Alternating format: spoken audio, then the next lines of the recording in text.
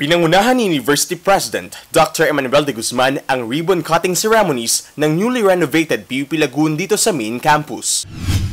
Matapos ang ilang buwang pagkasailalim ng lagoon sa rehabilitasyon, muli na itong binuksan sa mga PUP-yan at tinawag na itong PUP Food Court kung saan inilipat dito ang mga food stall na matatagpuan noon sa ground floor ng PUP Main Building.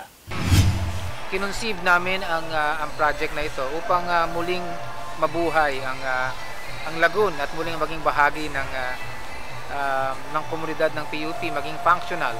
Ang nasimulan natin ay maganda ng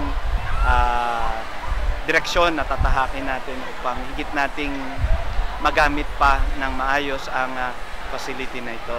So sa tingin ko, mas comfortable dito para sa mga nagtitinda, sa mga estudyante, pati na rin sa mga professors. Mas maayos po siguro dito kasi po pag dun po sa kabila, masikip po.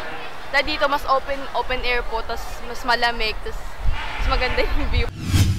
Bukod sa PUP Lagoon, ilan pang mga pasilidad ng sintang paaralan ang sumasailalim ngayon sa rehabilitasyon. Ilan sa mga ito ay ang Bulwagang Balagtas, BSPE Building, Charlie Del Rosario Building, at Medical and Dental Clinic.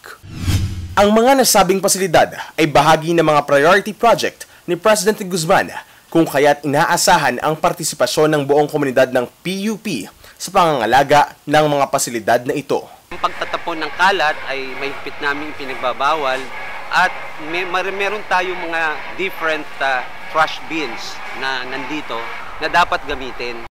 Para sa The Observer Flash Online, Dominic Bolo.